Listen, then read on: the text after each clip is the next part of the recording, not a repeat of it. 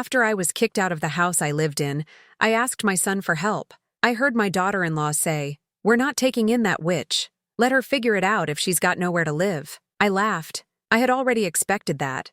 Just a few hours later, she was in despair because she had no idea what was coming. Standing on the sidewalk with my 2 suitcases, I looked at the house where I'd lived for the past 3 years since my husband Harold passed away.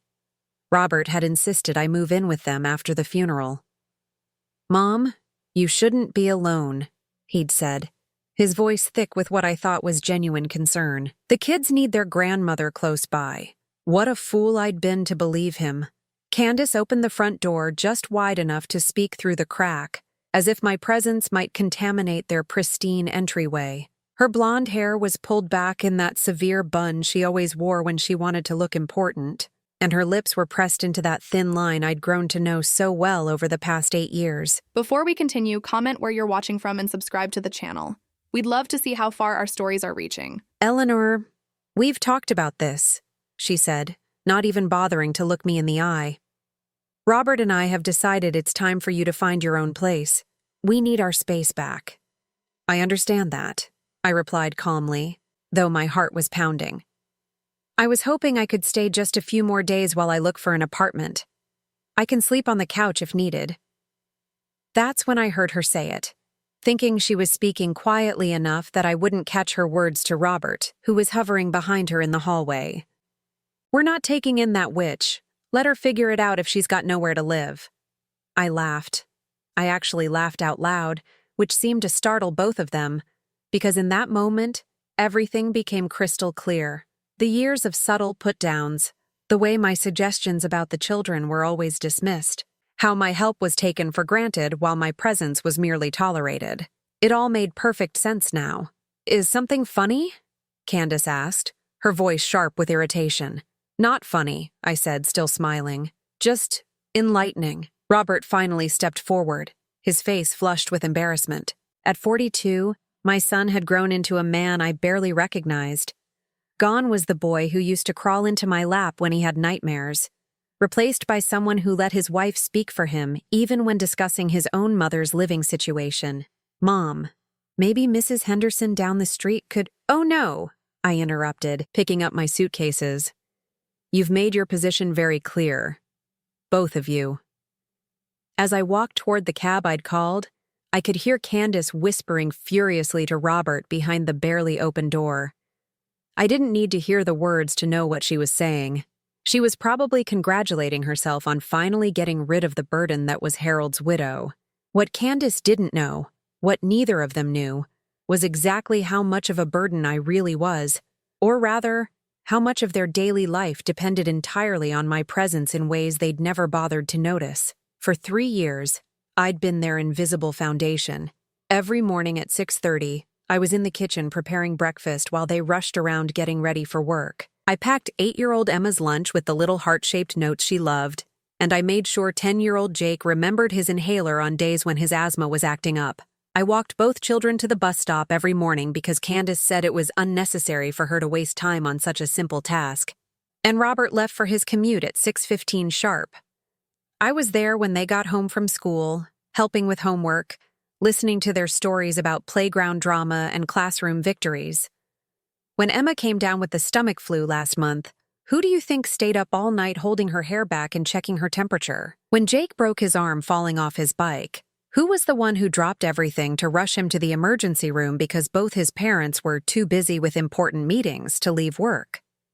I grocery shopped, cooked dinner, did the children's laundry, and managed to keep that house running like clockwork while Candace focused on her real estate career and Robert put in his 60-hour weeks at the accounting firm. But perhaps most importantly, I provided the childcare that allowed both of them to maintain their professional lives without spending a fortune on after-school programs and babysitters. In this city, quality childcare costs easily ran $2,000 a month per child. I'd been saving them almost $5,000 monthly for 3 years. The cab driver helped me load my suitcases into the trunk. "Where to, ma'am?" I gave him the address of a small extended-stay hotel I'd researched months ago during one of Candace's particularly harsh discussions about my future living arrangements. I'd known this day was coming. What I hadn't expected was how liberating it would feel when it finally arrived. As we pulled away from the curb, I caught a glimpse of Robert standing in the doorway, watching me leave. For just a moment, he looked like the little boy who used to run to me when he scraped his knee. But then Candace appeared beside him, and the moment passed. My phone buzzed with a text message. It was from my friend Martha, who lived across town. "How did it go with Robert?" I typed back. "Exactly as expected. Operation Independence begins now." Martha had been urging me for months to stop enabling what she called their exploitation disguised as family obligation. She'd watched me transform from a confident widow taking charge of her new life into someone who apologized for taking up space in her own son's home. The hotel room was small but clean, with a kitchenette and a comfortable chair by the window. As I unpacked my few belongings, my phone rang. Robert's name appeared on the screen. I let it go to voicemail. 10 minutes later, it rang again. This time it was Candace. I turned the phone off entirely. They had made their choice, and now they would live with the consequences. Tomorrow was Monday, which meant they would need to figure out how to get the children ready for school, pack their lunches, and somehow manage the morning routine that I'd been handling seamlessly for 3 years. Tomorrow evening, they would need to find someone to pick up Emma from her dance class and Jake from soccer practice, something I'd been coordinating with the other parents for months. Tomorrow night, when Jake inevitably had questions about his math homework and Emma needed help practicing her spelling words, they would discover that parenting involves more than just providing a roof and paying for extracurricular activities. But most importantly, they would realize that the witch they'd just cast out had been the glue holding their entire family structure together. I settled into my chair and opened the book I'd been trying to read for weeks, but never had time to finish. For the first time in 3 years, my evening was entirely my own. My phone, still turned off, sat silent on the nightstand. I imagined it filling up with increasingly frantic messages as the reality of their situation began to dawn on them. But that was tomorrow's problem. Tonight, I was exactly where I belonged, in a space where I was wanted, even if that space was just a hotel room, and the person who wanted me there was myself. The silence felt like freedom. Monday morning came with all the chaos I'd anticipated. From my hotel room window, I could see the gray October sky promising rain, and I found myself wondering how Robert and Candace were managing their first morning without me. I didn't have to wonder long. My phone, which I'd finally turned back on at 8 o'clock, immediately started buzzing with missed calls and text messages. 17 missed calls from Robert, 12 from Candace, and a string of increasingly frantic text messages that painted a picture of complete domestic disaster. Robert, 6:45 a.m. "Mom, where are you? The kids don't know where their school clothes are." Robert, 7:15 a.m. "Emma is crying because she can't find her backpack. Do you know where it is?" Candace, 7:22 m. "Eleanor, this is ridiculous. The children are going to be late for school." Robert, 7:30 a.m. "Jake says he's supposed to bring cupcakes for his class today. Did you know about this?" Candace, 7:45 a.m. "We missed the bus. I have to drive them and I'll be late for my showing." I sipped my coffee slowly, reading each message with a mixture of satisfaction and genuine sadness. These were my grandchildren they were struggling with, after all. But this was also a lesson that was long overdue. The cupcakes were particularly telling.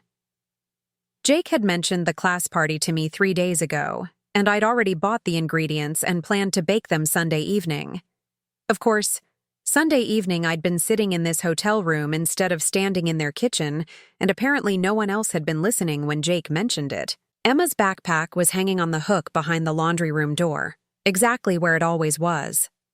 Her school clothes were laid out in her dresser drawer every Sunday night, organized by day of the week, a system I'd implemented to make mornings smoother. But neither Robert nor Candace had ever paid attention to these details. At 10:30, my phone rang again.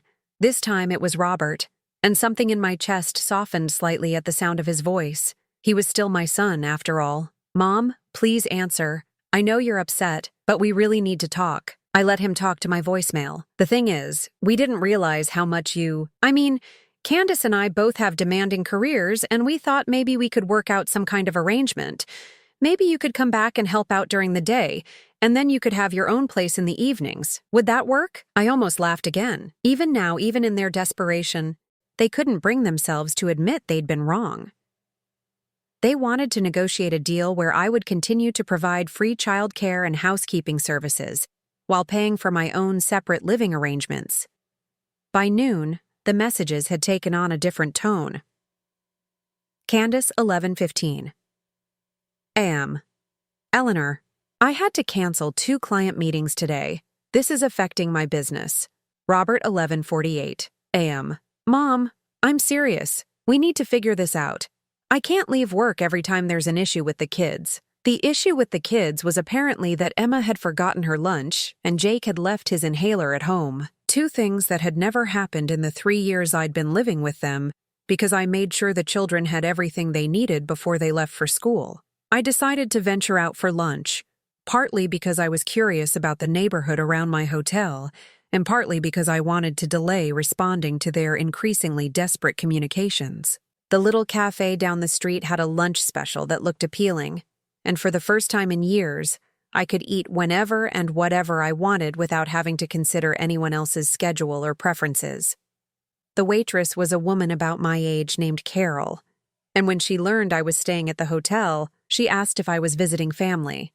Actually, I said, surprising myself with my honesty, I'm taking a break from family. Carol laughed. Good for you, honey. Sometimes that's exactly what we need. When I returned to my room around 2 o'clock, I found a voicemail from Emma's school. Apparently, she'd had a minor meltdown during lunch when she realized she didn't have her usual note from Grandma in her lunchbox. The school counselor wanted to make sure everything was all right at home. That message hit differently than the others.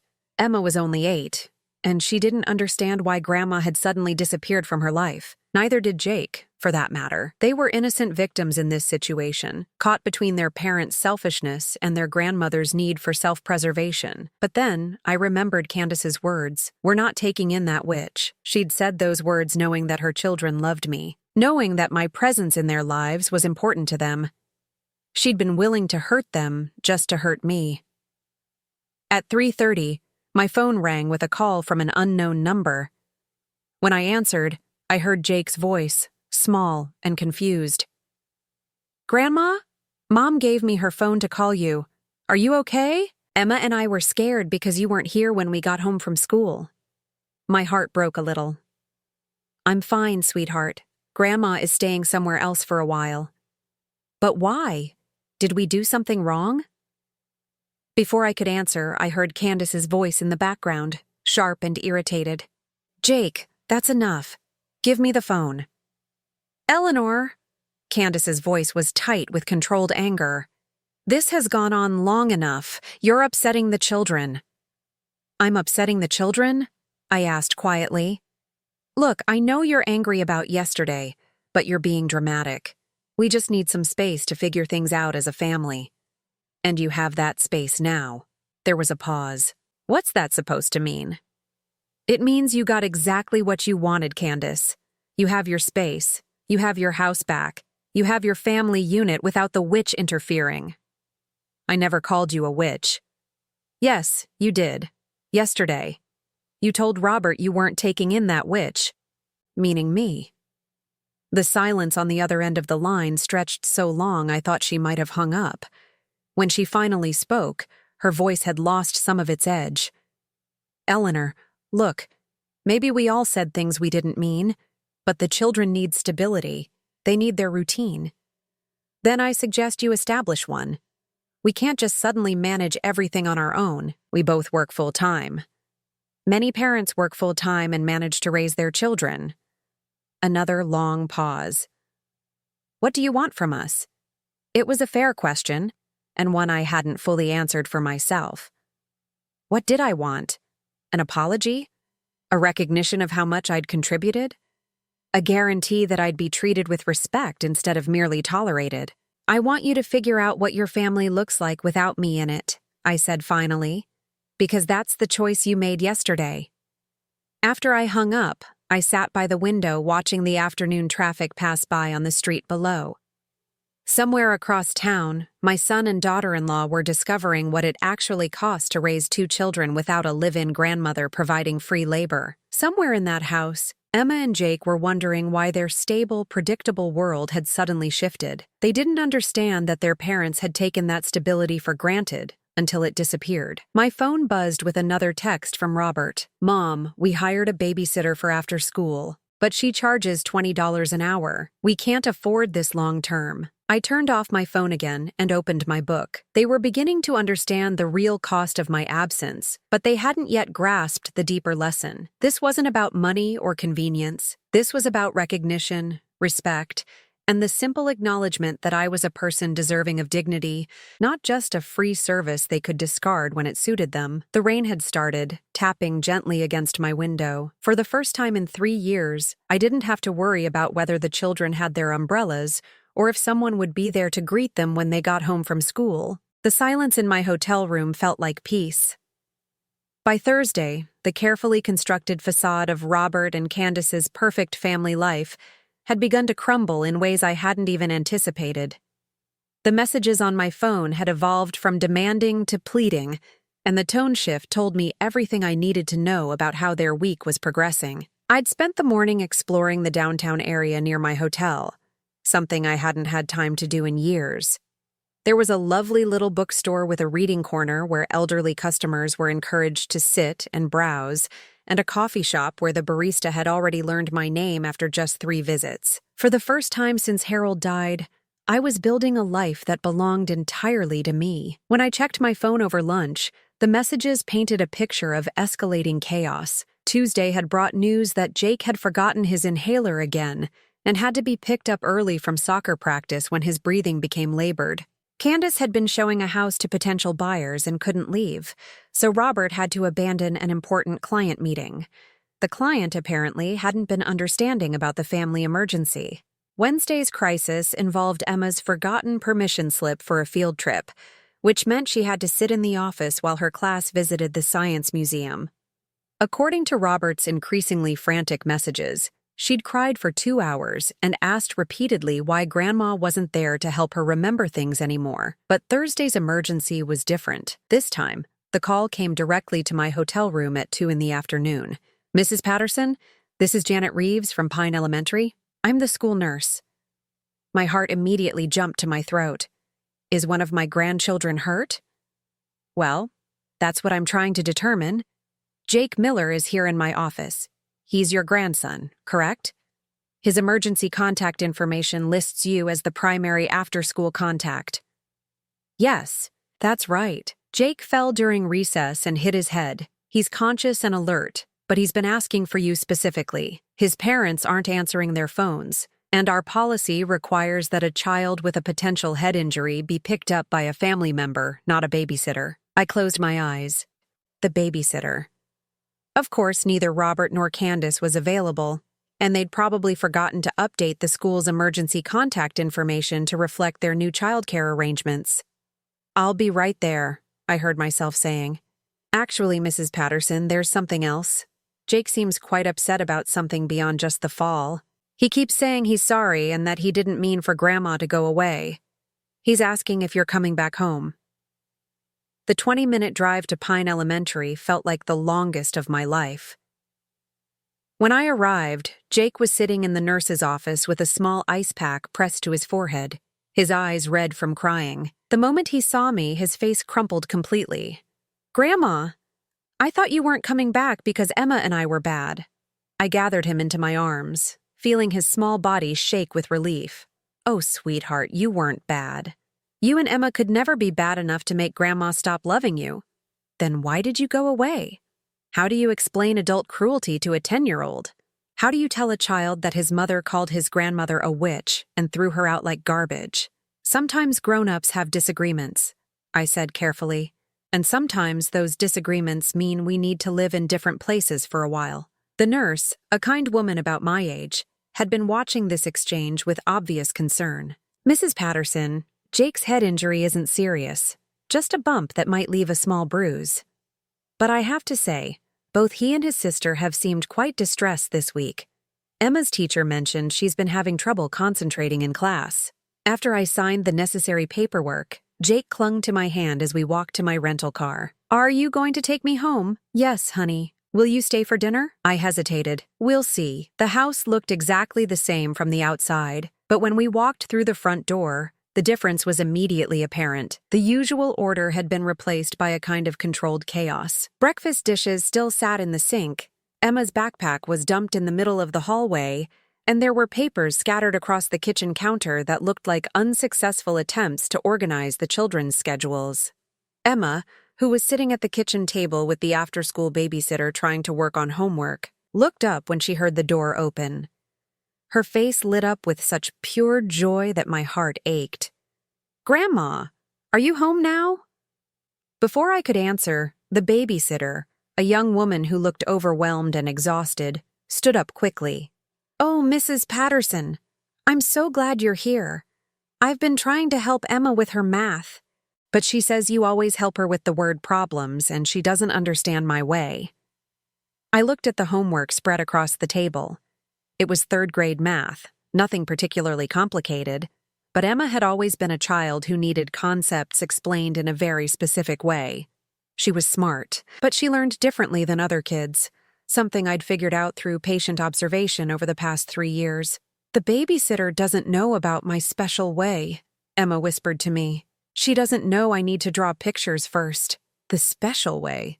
The little techniques and accommodations I developed for each child based on their individual learning styles and personalities. Jake needed absolute quiet when reading but background music when doing math. Emma needed to draw out word problems before she could solve them. These weren't things you could explain to a babysitter in a hurried handoff at the front door. The babysitter gathered her things quickly. "Mrs. Miller said she'd be home by 5:30, but that was an hour ago.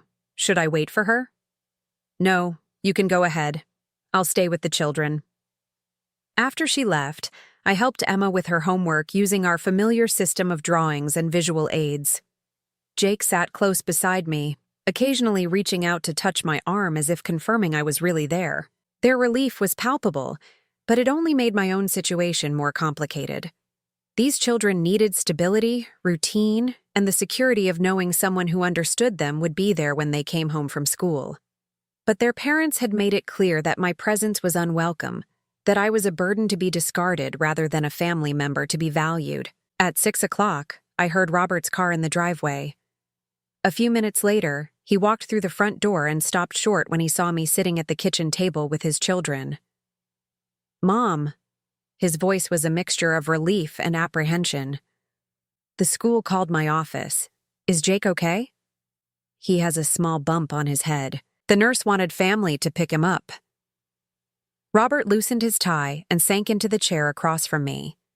He looked exhausted in a way that went beyond just a long day at work. "I was in a meeting with our biggest client. I couldn't just leave." "I know. The babysitter isn't working out. She's sweet, but she doesn't know them like you do." I didn't respond to that.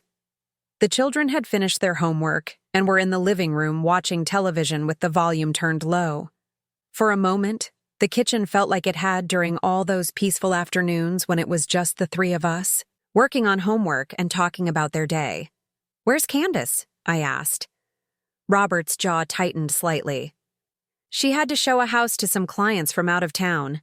Big sale. She'll be back later." Of course she would. Even now, even in the middle of this crisis, Candace's career took priority over everything else. It always had. "Mom, I know things got heated on Sunday. Maybe we all said things we didn't mean." "What part didn't you mean, Robert?" He shifted uncomfortably. "Look, Candace is under a lot of pressure at work. The real estate market is competitive, and she's been stressed. So her stress justifies calling me a witch. She shouldn't have said that, but she did say it. And you stood there and let her." The silence stretched between us, filled with years of accumulated hurt and disappointment. Robert had always been the mediator, the peacekeeper, but somewhere along the way he'd stopped standing up for what was right and started simply avoiding conflict. "What do you want from us?" he asked finally, echoing Candace's question from earlier in the week. I looked through the doorway at Emma and Jake, curled up together on the couch, finally looking relaxed for the first time since I'd arrived. What did I want? I want to be treated like a member of this family instead of hired help that can be dismissed when convenient. You are family, Mom? Then why did I have to hear about your decision to kick me out through Candace calling me a witch? Why wasn't I part of the conversation about my own living situation? Robert didn't have an answer for that, because we both knew the truth. I hadn't been part of the conversation because my opinion hadn't mattered to them. They'd made their decision and expected me to quietly comply, just as I'd been quietly complying with Candace's increasing demands and Robert's increasing distance for the past 3 years. At 7:30, Candace finally came home. She walked into the kitchen and stopped short when she saw me sitting there, just as Robert had hours earlier. Eleanor. Her voice was carefully neutral. I didn't expect to see you here. Jake was hurt at school. I picked him up. Is he all right? He's fine. Candace set her purse down and smoothed her hair, clearly trying to regain her composure. Well, thank you for handling that. I'm sure you'll want to get back to your hotel. The dismissal was clear, but this time I didn't move to leave immediately.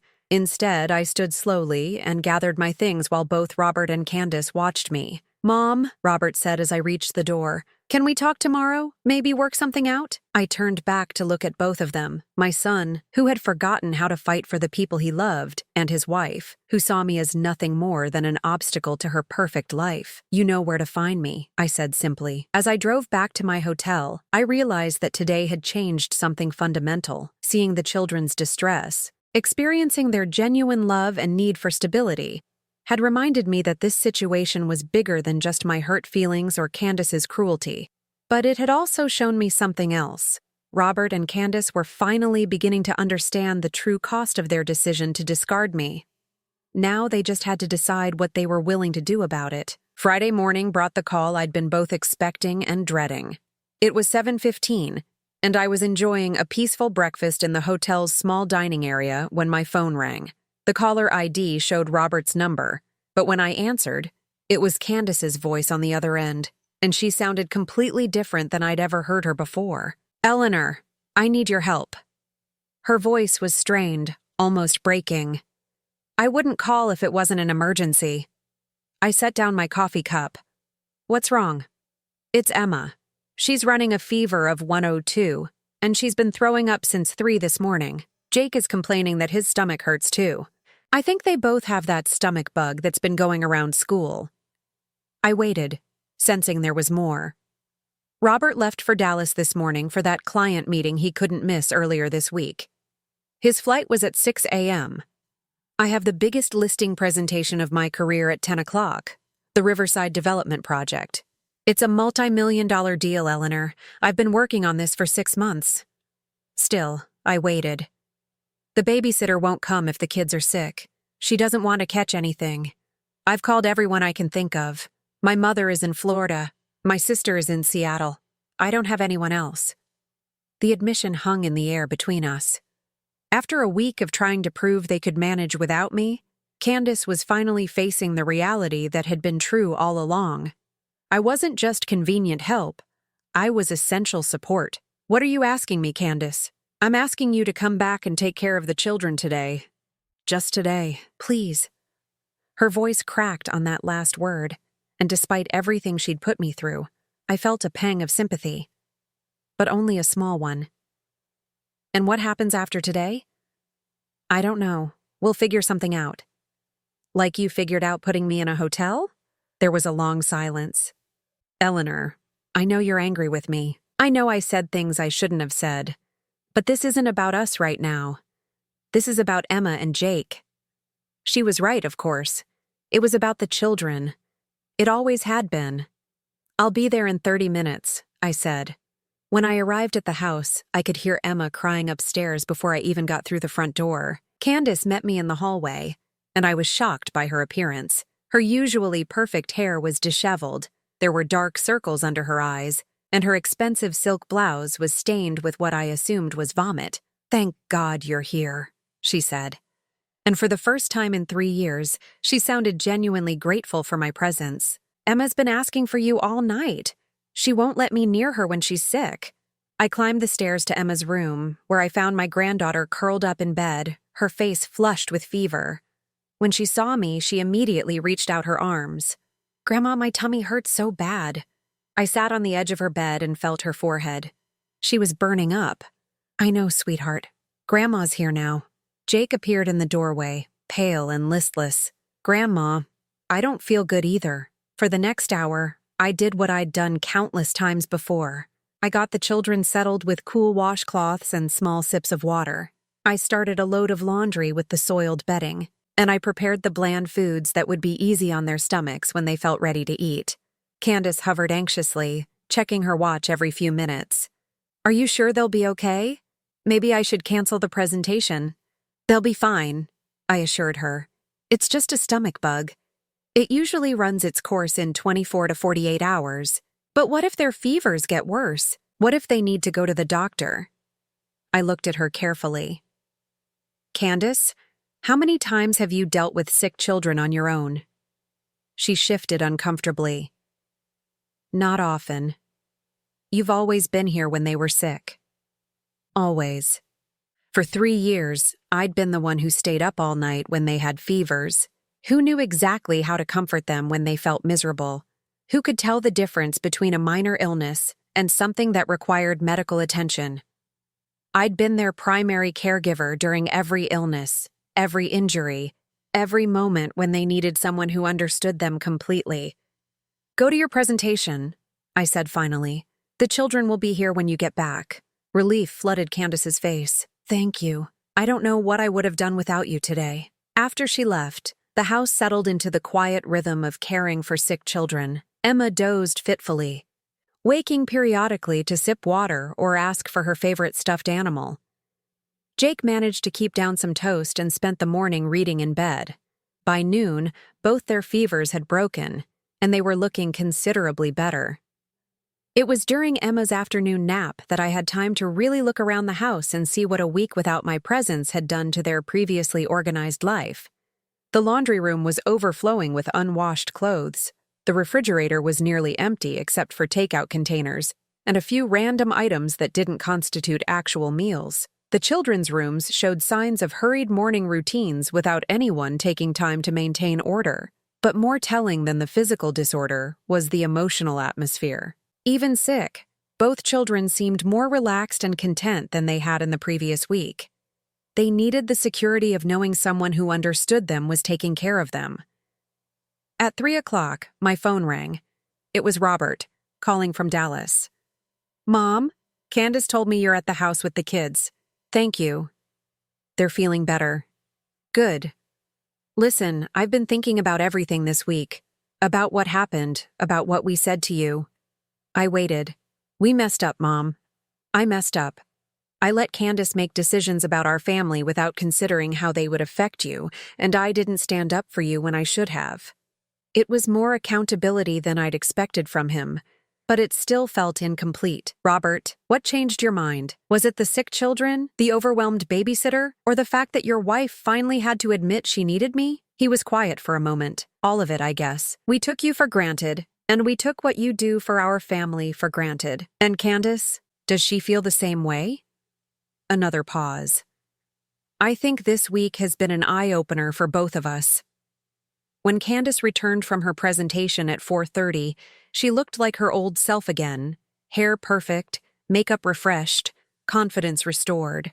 But when she saw me sitting in the kitchen with both children, who were now feeling well enough to have some soup, her expression was different than it had been in years. "How did the presentation go?" I asked. "I got the listing," she said, but her voice lacked the triumph I would have expected. "Eleanor, we need to talk." She sat down across from me at the kitchen table where we'd had so many tense conversations over the past 3 years. "I owe you an apology," she began. "Not just for what I said on Sunday, but for how I've treated you for a long time." I remained silent, letting her continue. "This week has been the hardest week of my life as a mother. I had no idea how much you actually do for this family, how much the children depend on you, how much Robert and I depend on you. And yet you called me a witch and told Robert you wouldn't take me in." Her face flushed. "I was angry and frustrated, and I said something cruel. But the truth is, I was afraid. Afraid of what? Afraid that the children love you more than they love me. Afraid that you're a better mother to them than I am. Afraid that Robert sees how much better you are at all of this than I am. It was the most honest thing Candace had ever said to me, and it explained so much about her behavior over the years. The subtle competition, the way she dismissed my suggestions, the attempts to limit my influence with the children, it had all been driven by her own insecurity. Candace, I never wanted to replace you as their mother. I know that now, but for a long time I felt like you were just better at everything. Better at comforting them. Better at knowing what they needed. Better at making them feel safe. I looked at this woman who had made my life so difficult. And for the first time, I saw her clearly. She wasn't evil or intentionally cruel. She was a working mother trying to balance career and family, feeling inadequate and defensive about her parenting abilities. The children need both of us, I said finally. They need their mother and they need their grandmother. Those are different roles, not competing ones. Candace nodded, tears threatening at the corners of her eyes. Would you consider coming back? Not just for today, but permanently? We'll figure out a way to make it work for everyone. Before I could answer, Emma appeared in the doorway looking much better than she had that morning. Grandma, are you staying for dinner? I looked at my granddaughter, then at Candace, then around the kitchen that had been my domain for 3 years. The decision I made now would affect all of our lives. We'll see. Sweetheart, I said, just as I had to Jake the day before. But this time, I was beginning to think the answer might be different. The question was, what would it cost me to come home, and what would I demand in return? Saturday morning, I woke up in my hotel room for what I hoped would be the last time. Robert had returned from Dallas the night before, and we'd arranged to have what he called a family meeting to discuss my potential return. The phrase made me slightly uncomfortable. It sounded too much like the corporate speak that had dominated their lives for so long, but I was willing to listen. What I wasn't willing to do was simply return to the status quo. I'd spent Friday evening after leaving their house making a list of conditions that would need to be met for me to consider moving back. It wasn't about punishment or revenge, though I won't pretend those emotions weren't part of my motivation. It was about establishing a foundation of respect that had been missing from our arrangement for far too long. When I arrived at the house at 10 o'clock, both Robert and Candace were waiting in the living room with coffee and what appeared to be a carefully rehearsed presentation. The children were upstairs playing, though I suspected they'd been instructed to stay out of sight during our conversation. Mom, Robert began, we want to start by acknowledging how badly we handled this situation. Candace nodded. We took you for granted, and we're sorry. I appreciated the apology, but I'd learned over the years that words were easy. Actions were what mattered. Thank you for saying that, I replied. But before we discuss me moving back, I need to know that you understand what went wrong and what would need to change. They exchanged a glance, and Candace spoke first. We realize now that we treated you more like hired help than like family, and we never consulted you about decisions that affected your life, Robert added. We just expected you to go along with whatever we decided. That's right, I said. But there's more to it than that. I pulled out the list I'd made the night before. If I'm going to move back here, it will be under very different circumstances than before. Robert leaned forward. What do you mean? I mean that I'm not returning as your live-in babysitter and housekeeper. I'm returning as your children's grandmother and your family member, with all the respect and consideration that should entail. Candace looked nervous. What are you asking for specifically? I consulted my list. First, I want a formal conversation before any major decisions are made that affect my living situation. No more assumptions that I'll just go along with whatever you've decided. Robert nodded immediately. Of course. Second, I want my own space in this house that's actually mine. Not a guest room that can be repurposed when convenient, but a space that belongs to me. The master bedroom on the first floor, Candace said quickly. It has its own bathroom, and it's been sitting empty since your uncle passed. We could fix it up however you like. I was surprised by the offer. That room had been Harold's brother's room when he'd lived with them briefly before moving to assisted living. It was a good size and would give me privacy and independence. Third, I continued, I want to be included in family decisions that involve the children. Not just consulted after the fact, but actually included in the decision-making process. Like what? Robert asked. School choices, medical decisions, extracurricular activities, disciplinary approaches. I've been caring for these children for 3 years, and I know them as well as you do. My input should matter. Both of them nodded, though I could see Candace struggling a bit with the idea of sharing parental authority. Fourth, I want 1 day off per week where I'm not responsible for childcare or household management. A day that's entirely my own. That's completely reasonable, Robert said. We should have thought of that before. And finally, I said, pausing because this was the most important point. I want a sincere commitment from both of you that you'll treat me with the same respect you'd show any other family member. No more dismissive comments. No more taking my contributions for granted. And absolutely no more name-calling or cruel remarks. Candace's face flushed red. Eleanor, I am so sorry about calling you that word. I was angry and frustrated, and I said something unforgivable. It wasn't just that one word. Candace, it's been 3 years of subtle put-downs, dismissive comments, and treating me like an inconvenience rather than a help. She looked down at her hands. You're right. I've been defensive and territorial, and I took my insecurities out on you. It wasn't fair. Robert spoke up. Mom, we both commit to treating you with the respect you deserve. You've been incredible with our children, and we've been ungrateful. I studied both of their faces, looking for signs of sincerity versus mere desperation. What I saw was a combination of both, but also something that might have been genuine understanding. There's one more thing, I said. I need to know that you both actually want me here. Not just that you need me here. There's a difference. Candace spoke immediately. I want you here, Eleanor. Not just because you make our lives easier, but because you make our children happier and more secure. And because I think I could learn a lot from you about being a better mother. It was the most vulnerable thing I'd ever heard her say, and it felt genuine. Robert reached over and took my hand. Mom, I've missed having you here. Not just for what you do, but for who you are. The kids are happier when you're around, but so am I. You bring something to this family that we can't replace. I felt my eyes getting misty, but I maintained my composure. If I come back, things will be different. I won't be the same person who left here last Sunday. We don't want you to be, Candace said. We want you to be someone who feels valued and respected in her own home. Her own home. Those words carried weight. All right, I said finally. I'll come back. But I want everything we've discussed today written down and signed by all of us. This isn't about trust. It's about making sure we're all clear on our expectations. Robert looked surprised. You want a written agreement? I do. I want us all to be accountable for the commitments we're making today.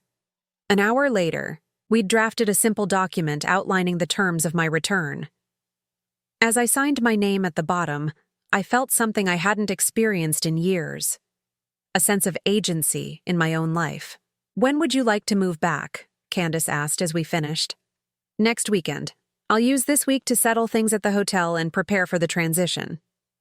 Mom, Robert said as I prepared to leave, thank you for giving us another chance. I looked at my son, really looked at him, and saw the boy I'd raised to be kind and thoughtful, even if he'd lost his way for a while. We're giving each other another chance, I corrected. As I drove back to the hotel, I reflected on how much had changed in just 1 week. 7 days ago, I'd been treated like disposable help and called a witch. Today, I'd negotiated my return as an equal member of the family with written guarantees of respect and inclusion. But the real test would come in the daily interactions, the small moments when frustration ran high and old patterns threatened to resurface. Words on paper were just the beginning. The difference was that now I knew my worth, and I was no longer willing to accept anything less than the respect I deserved. That evening, Emma called me at the hotel. Grandma, Daddy said you're coming home next weekend. That's right, sweetheart. I'm so happy. I missed you every day you were gone. I missed you too, Emma. Grandma? Yes, honey? Mommy said she's sorry for being mean to you. She told me and Jake that she was wrong and that she's going to be nicer. The fact that Candace had talked to the children about her behavior was significant. It suggested a level of accountability I wouldn't have expected from her a week ago. People sometimes make mistakes, Emma. What matters is that they try to do better. Are you going to stay forever now? I smiled, looking around my small hotel room that had been my sanctuary during this difficult week. I'm going to stay as long as everyone treats each other with kindness and respect. We will, Grandma, I promise. As I hung up the phone, I realized that my granddaughter had just articulated the truth that had taken her parents a week of chaos to understand. Families work when everyone treats each other with kindness and respect. It was a simple concept that had gotten lost somewhere in the complexity of their adult lives. But perhaps it wasn't too late to get it back.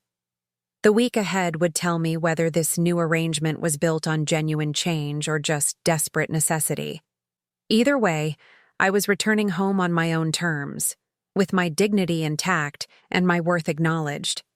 That was something the woman who'd been called a witch and put out on the sidewalk 7 days ago couldn't have imagined. Sometimes the most powerful victory is simply refusing to accept less than you deserve. 6 months later, I stood in my own kitchen making breakfast on a Tuesday morning, and I had to pause for a moment to appreciate how different everything felt. The same house, the same routine, but an entirely transformed family dynamic that still surprised me some days. True to their word, Robert and Candace had converted the first-floor bedroom into a beautiful suite for me. It had its own entrance to the garden, a sitting area with my favorite armchair by the window, and enough space for all my belongings without feeling like I was imposing on anyone else's territory. For the first time in 3 years, I had a space that was genuinely mine. "Good morning, Grandma Eleanor," Jake said as he came downstairs, already dressed for school and carrying his backpack properly organized the night before. At 10, he'd become remarkably responsible about his morning routine, though I suspected that was partly because he remembered how chaotic things had been during that week I was gone. "Good morning, sweetheart. Your lunch is ready, and don't forget you have soccer practice after school today." "I know. Mom said she'll pick me up at 5:30. The fact that Candace was handling pickup duty was another significant change. She'd rearranged her showing schedule to be more available for school events and activities, something that would have been unthinkable 6 months ago. Emma appeared a few minutes later, her hair neatly braided and her homework folder properly organized in her backpack. "Grandma, will you help me practice my spelling words tonight?" "Of course. But remember, tonight is my evening off. We'll practice this afternoon when you get home from school." "Oh, right," Emma grinned. "Are you going to dinner with Miss Martha again?" "I am indeed."